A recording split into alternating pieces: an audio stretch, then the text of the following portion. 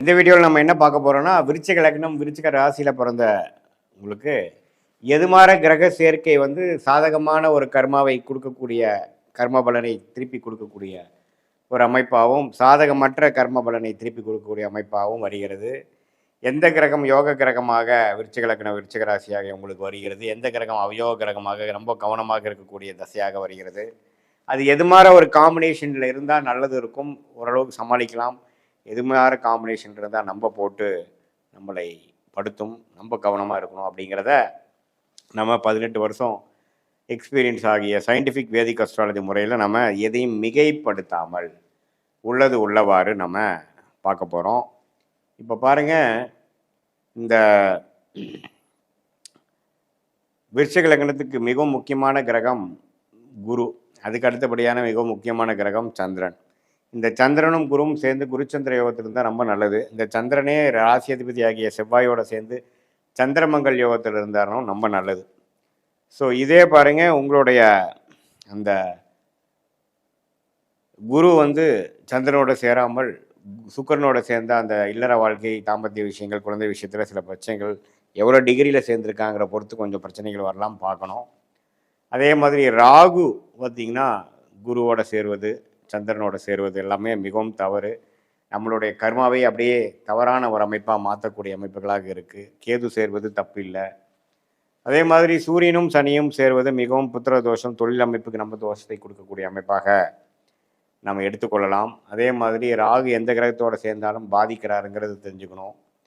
அதே மாதிரி செவ்வாய்ங்கிற கிரகம் புதன்கிற ஒரு கிரகத்தோட அட்டமாதிபதியோட சேராமல் இருப்பது நல்லது. சேர்ந்ததுன்னா ராசிக்காரர் அதிபதியாகிய நீங்களே வந்து ஒரு மாறுபாடான எண்ணங்களும் கிளாரிட்டி இல்லாதவராகவும் சில பிரச்சனைக்குரிய ஒரு செயல்பாடுகள்னால வாழ்க்கையில் நிறைய கஷ்டப்பட வேண்டிய அமைப்புகளாகவும் வரக்கூடிய அமைப்பு இருக்குங்கிறது நாம் தெரிஞ்சுக்கணும்.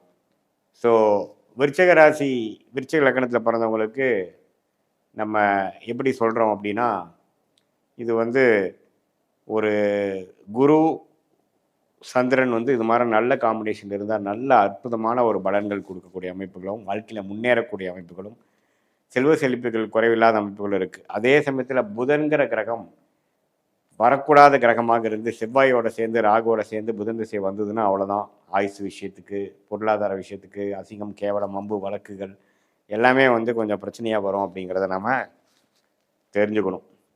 ஸோ மற்றபடி ஓரளவுக்கு நல்ல ஒரு யோகமான ஒரு அமைப்பு தான் வந்து நமக்கு இந்த குரு சந்திரன் அப்படிங்கிறது கொடுக்குறார்.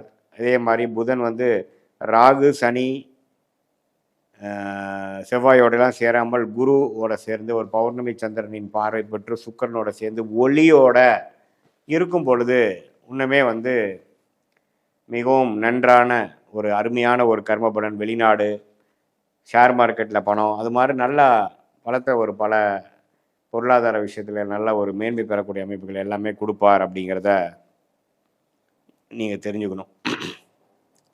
ஸோ இதுதான் விருச்சிக ராசிக்கு வந்து வரவேண்டிய தசைகள், வரவேண்டிய நல்ல கிரகங்கள் எப்படி இருக்கணும், சுமாரான அவயோக கிரகம் எப்படி இருக்கணுங்கிறத தெரிஞ்சுக்கிட்டு அது பிரகாரம் உங்கள் கர்ம வினைகள் எப்படி வரும் அப்படிங்கிறத நம்ம பார்க்குறோம். இதே நியூட்ரல் பிளானட் ஆகிய சுக்கிரன், சூரியன், குரு, சனி, இது மாதிரி கிரகங்கள்லாம் பார்த்திங்கன்னா ஓரளவுக்கு ராகு, சூரியன், சனியினால் பாதிக்கப்படாமல் ஓரளவுக்கு ஒளி பொருந்திய கிரகத்தின் தாக்கத்தில் ஸ்தான பலம், திக்பலம், திருப்பலத்தோடெல்லாம் இருக்கும் பொழுது நல்ல பலன்கள் கொடுப்பார் அப்படிங்கிறத நீங்கள் தெரிஞ்சுக்கணும்.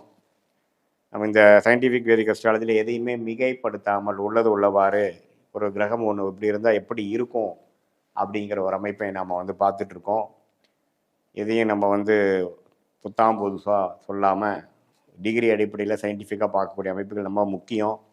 இது பொதுவான பலனை தவிர உங்களுடைய ஜென்ம ஜாதகத்தில் நம்ம பிறந்த தேதி, பிறந்த நேரம், பிறந்த உரை வைத்து போடும் பொழுது நம்மளுடைய அமைப்புகள் எப்படி இருக்குது, எது மாதிரி ஒரு கிரக அமைப்புகளும் ஜாதகத்தில் இருக்குது, எந்த டிகிரியில் இருக்குது, எந்த மாதிரி ஸ்தான பலம், திக்பலம் இருக்குது, ஒன்றுக்குள்ள டிஃப்ரென்சஸ் எப்படி அப்படிங்கிறதெல்லாம் நம்ம தெரிந்து கொண்டு அதுக்கு தகுந்த மாதிரி எது மாதிரி யோகமான துறை, எந்த கிரகம் அதிகமாக வலிமையாக இருக்கோ அந்த கிரகத்தின் யோகமான துறை படிப்பு நமக்கு பலன் கொடுக்குங்கிறத தெரிஞ்சுக்கிறோம்.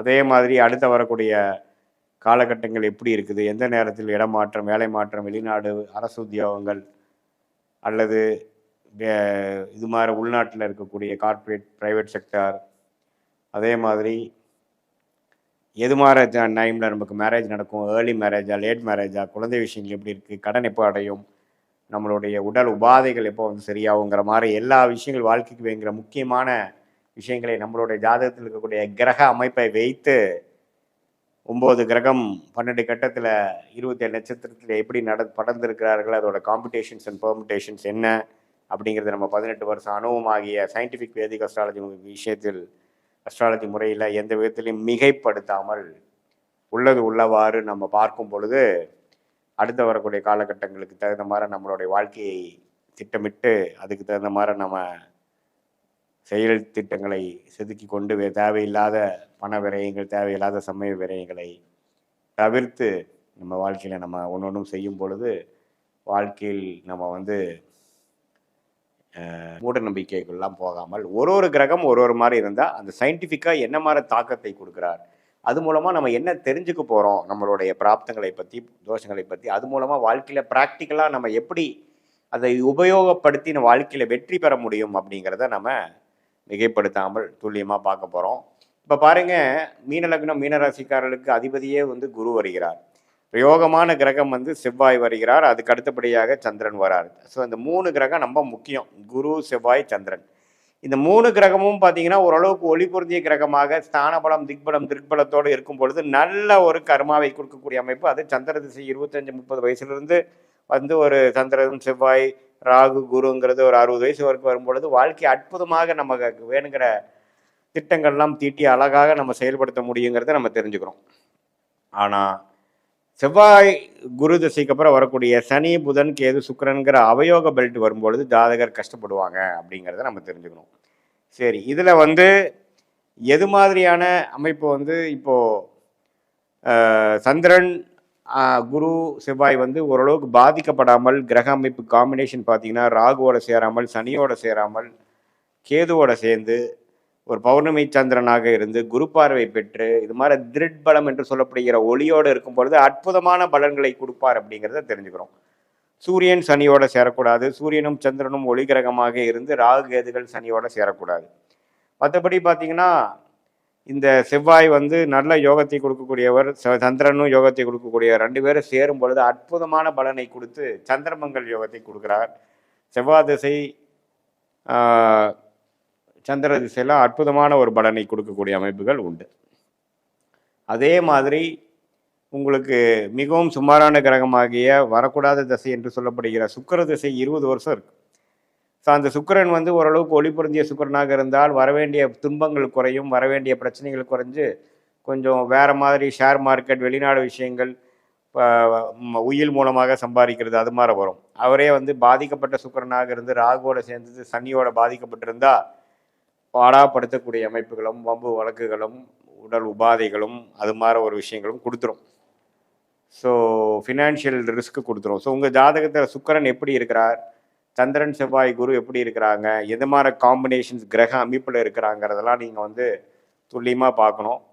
அதே மாதிரி நியூட்ரல் பிளானட்ஸ் என்று சொல்லப்படுகிற சனி, புதன், அதே மாதிரி சூரியன்லாம் எது மாதிரி அமைப்புகள் இருக்காங்க, சேரக்கூடாத அமைப்புகளாக இருக்கிறாங்களா, சூரியன் சனியோட சேரக்கூடாது, சூரியன் செவ்வாயோட சேருவது தப்பில்லை, சூரியன் ராகுவோட சேரக்கூடாது, கேதுவோட சேரக்கூடாது, அதே மாதிரி புதன் செவ்வாயோட சேருவது மிகவும் தவறு. எது மாதிரி காம்பினேஷன்ஸ் இருக்கிறாங்க அப்படிங்கிறத பொறுத்து தான் உங்களுடைய கர்ம வினை போன ஜென்மத்தில் நீங்கள் செய்த பாவ புண்ணியங்களுக்கு தகுந்த மாதிரி கர்ம புண்ணியம் வந்து இந்த வாழ்க்கையில் உங்களுக்கு செயல்பட போகிறது அப்படிங்கிறத நம்ம தெரிஞ்சுக்க போகிறோம். ஸோ இந்த அமைப்பில் பார்த்தீங்கன்னா இது வந்து பொதுவான பலனை தவிர உங்களுடைய ஜென்ம ஜாதகத்தில் பிறந்த தேதி, பிறந்த நேரம், பிறந்த உரை வைத்து வரக்கூடிய ஜாதகத்தில் நீங்கள் எது மாதிரி ஒரு அமைப்பில் பிறந்திருக்கீங்க, உங்கள் மீன லக்னம் மீன ராசிக்கு அதிபதி குரு எப்படி இருக்கிறார், யாரோட சேர்ந்திருக்கிறார், செவ்வாய் சந்திரனோட சேர்ந்திருந்தால் அருமை. செவ்வாயோட சேர்ந்திருக்கும் பொழுது குரு செவ்வாயும் அருமையான ஒரு நண்பர்களாக இருக்கிறதுனால ஜாதகரே யோகாதிபதியாக டேலண்டடான அவர் இருப்பார். குருச்சந்திர யோகத்தில் இருக்கிறதும் நல்லது. சனி பார்வை பெறாமல் ராகுவோட சேராமல் இருக்கிறது ரொம்ப நல்லது. அதே மாதிரி சுக்கிரன் எப்படி இருக்கிறார், சந்திரன் செவ்வாய் எப்படி இருக்கிறார், மற்ற கிரகங்கள்லாம் எது மாதிரி அமைப்புகள் இருக்கிறான்னு பொறுத்து தான் உங்களுடைய வாழ்க்கையில் விஷயங்கள் வரப்போகுது. நீங்கள் எந்த கர்மாக்காக பிறந்திருக்கீங்க, what is your life calling, உங்கள் பிறவி பயன் என்ன அப்படிங்கிறதெல்லாம் நம்ம தெரிஞ்சுக்கலாம். அதே மாதிரி அடுத்து வரக்கூடிய தசா புக்திகள்லாம் எப்படி இருக்குது, நல்ல திசைகளாக இருக்கா, காம்பினேஷன்ஸ் எப்படி இருக்குது, சாரநாதன் காம்பினேஷன்ஸ் எப்படி இருக்குது, இதெல்லாம் தெரிந்து கொண்டு தான் நீங்கள் வாழ்க்கையில் வந்து அடுத்தடுத்து வரக்கூடிய காலகட்டத்தில் உங்களுக்கு என்ன மாதிரி ஒரு டைரக்ஷன் உங்கள் வாழ்க்கை போக போகுது, உங்களுடைய உயோகமான தொழில் வேலையெல்லாம் என்ன, எது மாதிரி விஷயத்துக்குள்ளே நீங்கள் போனீங்கன்னா எது மாதிரி விஷயத்துக்குள்ளே வரலாம் அப்படிங்கிற அமைப்புக்கெல்லாம் நீங்கள் தெரிந்து கொள்ளலாம். ஸோ உங்களுடைய கிரக அமைப்போட காம்பினேஷன்ஸ் என்னென்னு தெரிஞ்சுட்டு தான் நீங்கள் யோகமான அந்த தொழில் வேலை, வெளிநாடா உள்நாடா, கல்யாணம் திருமணம் எப்படி, சுக்கிரன் எப்படி இருக்கார், 7ஆம் வீட்டு அதிபதி யாரோட சேர்ந்திருக்கார், லேட் மேரேஜா ஏர்லி மேரேஜா, குழந்தைகள் விஷயம் எப்போ, உடல் உபாதைகள் எப்போ சரியாகும், எப்போ நம்ம வந்து செட்டில் ஆகும், கடன் எப்போ அடையும் அப்படிங்கிற மாதிரி விஷயங்கள் எல்லாம் நம்ம கொஞ்சம் தெரிந்து கொண்டு அடுத்து வரக்கூடிய வாழ்க்கையை நம்ம இப்போவே திட்டமிட்டு ஷார்ட் டேர்ம் எப்படி இருக்குது, லாங் டேர்ம் எப்படி இருக்குது, எது மாதிரி டைரக்ஷனில் வாழ்க்கை திரும்பக்கூடிய அமைப்புகளாக இருக்குது, எது மாதிரி சாய்ஸ் நம்ம எடுக்கலாம், எது மாதிரி சாய்ஸ் நமக்கு சரியாக வராது அப்படிங்கிறதெல்லாம் சயின்டிஃபிக் வேதிக் அஸ்ட்ராலஜி முறையில் எந்த விதத்திலும் மிகைப்படுத்தாமல் உள்ளது உள்ளவாறு இந்திய வேத ஜோதிடம் அடிப்படையிலான ஒளி தத்துவத்தை எப்படி செயல்படுகிறதுங்கிறதை பார்த்து கொண்டு நன்றாக நம்ம வாழ்க்கையில் வந்து ஒரு முடிவுகளும் எடுத்து தேவையற்ற சமய விரயங்கள், தேவையற்ற பொருள் விரயங்கள்லாம் தவிர்த்து எதிர்நீச்சல் போடாமல் நம்மளுடைய ஒரு முடிவுகளும் கரெக்டான சரியான நேரத்தில் நம்ம எடுக்கிறோமா, எப்படி ஒரு கூகுள் மேப் ஒரு ட்ராவலருக்கு உதவுதோ அடுத்து வரக்கூடிய டிராஃபிக் எப்படி இருக்குது, எவ்வளோ டைம் ஆகுது, எந்த டைமில் நம்ம லெஃப்ட் எடுக்கணும், எந்த டைமில் நம்ம நேராக போகணும், எந்த டைமில் ஸ்லோவாக போகணும் அப்படிங்கிற அந்த பிளானிங்க்கு உதவக்கூடிய அந்த கூகுள் மேப்போட வாழ்க்கைக்கு தேவையான முடிவுகளை எடுப்பதற்காக சயின்டிஃபிக் வேதிக் அஸ்ட்ராலஜி ஒரு கூகுள் மேப் போல் செயல்பட்டு நம்மளுடைய வாழ்க்கை பாதை என்ன, நம்மளுடைய ஹேர்டில்ஸ் என்ன, அடுத்து வரக்கூடிய எஸ்கர்வ் எப்போ வருது, யூடர்ன் எப்போ வருது, எப்போ நம்ம பொறுமையாக போகணும், எப்போ நம்ம வேகமாக போகணும், எந்த நேரத்தில் திருமணம் செய்யணும், எந்த நேரத்தில் செய்யக்கூடாது, இது எல்லாமே வாழ்க்கையில் ஒன்றொன்றும் பார்த்திங்கன்னா நம்மளுடைய ஜாதக இருக்கக்கூடிய கிரக அமைப்புகள் எப்படி இருக்குதுங்கிறத பொறுத்து, எந்த டிகிரியில் எவ்வளோ ஒன்று சேர்ந்துருக்காங்கிறத பொறுத்து அது யோகமான ஒரு சேர்க்கையா அவயோக சேர்க்கையாங்கிறதெல்லாம் நம்ம ஸ்டடி பண்ணி பார்க்கும் பொழுது துல்லியமான பலன்கள் நம்மளால் எடுக்க முடியும்.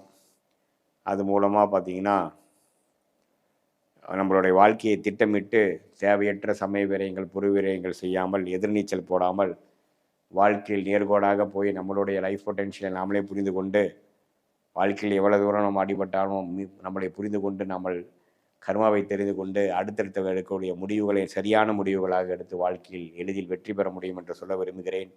மீண்டும் மற்றொரு காணொலியில் சந்திப்போம். நன்றி, வணக்கம்.